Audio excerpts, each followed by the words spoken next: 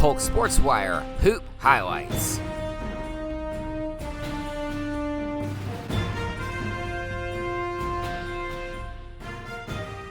The Rockmart Yellow Jackets put in the extra effort for an overtime win over Bremen in scrimmage play. Check out highlights after a word from this Polk Sports Wire sponsor.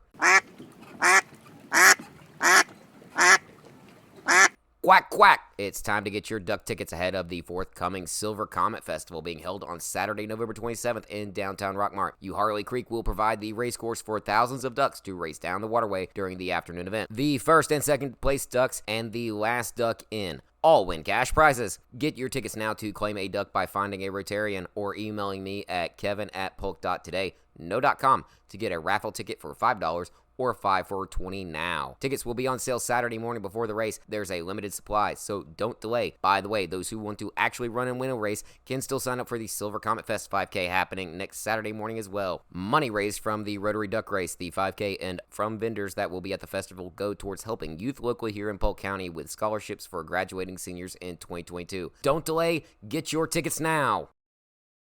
Let's jump right back into hoop highlights from Bremen at Rockmart. Jackets are going to be a real tough opponent for anyone this year. They got out to a nice lead early, and here's one reason why. Great teamwork. Jackets' Trent Pace puts up the ball. Rebound goes to Traylon Davis, who gets the second try, the basket, and the chance for a third shot on the drawn foul. Great job, Rockmart.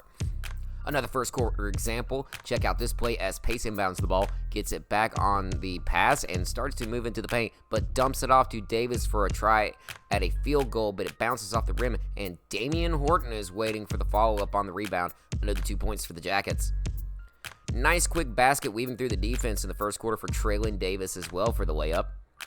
Here's Davis again for the first quarter, and man, you're going to love this three-pointer. Jackets get the ball on a steal after an inbounds from Bremen on the other side of the court. Relay down, and Traylon drills it from right in front of the Bremen bench for essentially an unopposed shot. Well done, Jackets, on that one. Well done. Fast forward second quarter, Damian Horton is at the foul line, bounces the second shot off the rim, but Rockmart gets another chance at points when the rebound and Traylon Davis makes the drive inside to miss the layup, but guess who is right there to complete the play with a bit of a dunk? Horton was loving that finish with the points. Second look at this one from floor level. I like the way that Davis moves inside after passing it off and gets it back to try for the score, and Horton is right there for the follow-up. He was happy about that one, folks. Super happy.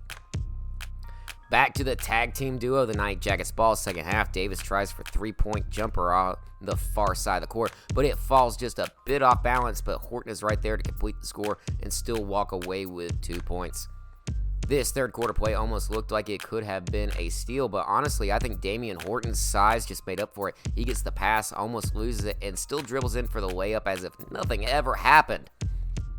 Don't be fooled, though. Bremen knows how to play ball, too. Look at this rebound off the foul shot the Blue Devils took down to score as Cam Teams went in for three while Jackets were chasing him down to the basket. The Jackets really wanted this basket and got it plus another on the foul line after Horton gets the ball to go into the paint for a layup and not only puts the basket up for two, but comes down on top of two Bremen players in the process. Man, he was fired up all night. Jackets continue to add onto the scoreboard as Rockmart and Bremen remained close.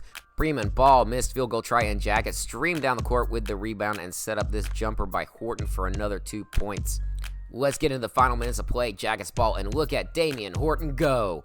Getting down to the final seconds of regulation, he gets the ball off a rebound and a half-court pass to put up a big dump in hopes of sealing the Blue Devils' fate. But no, travel call doesn't count. Horton wanted those points badly after the play. This one would go into overtime, folks, and they would end it in spectacular fashion. Bremen gets the ball on an out of bounds with less than a minute left on the clock. They put up shots but can't get the ball to land and try and get within spitting distance of the Jackets again. But a rebound comes up big for Horton, who gets the pass off to Pace, and he goes in for the final second basket to end the game. Jackets win this one 73-65 over Bremen with the 4 extra minutes on the clock. Rockmart doesn't get to count this one on the record book for the win, but does get a much needed team boost ahead of the Chattooga game on Saturday. Tip-off is scheduled for 4:30 p.m. Here's some thoughts from Coach Vic Calhoun post-game. Wild ride there at the end, going into overtime, hit the shots the way y'all did. A lot of emotion on the court. Yeah, that was fun. The kids were super coachable there in the last stretch. We kind of came out unfocused after halftime, but when the game got close, all those timeouts back and forth late, they listened to exactly what we drew up, executed it to perfection, and the kids just kept battling. Of course, mistakes were made. They're on both sides. It's going to happen in a scrimmage, but just super proud of the way that our kids competed. Obviously, we got a lot that we can fix, but they're competing hard and they're coachable, and that's all we can ask. Not a lot of turnaround time with game coming up Saturday against Chattooga. That's right. We had a conflict in our schedule, and that we were scheduled to play them on January 29th, but wrestling had an event there, so we're going to move that up. And that gives us a good non-region opponent before we get into our region play the first week of December.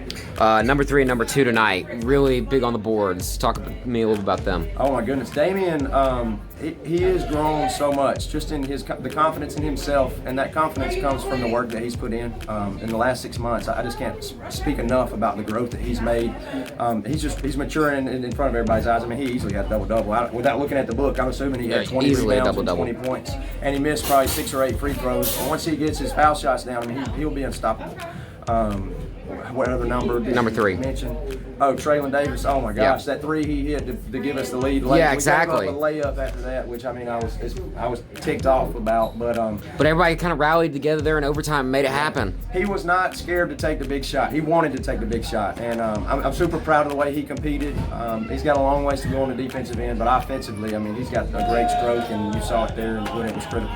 I'm Kevin, the editor, and thanks for tuning into this Polk Sports Wire video. Check out free local sports content at polksportswire.com. Help the channel grow by giving this video a like. Make sure to subscribe and hit the bell icon to be notified when new videos are added to the channel. Find ways to support Polk Sports Wire in the description, along with links to our Facebook and Twitter.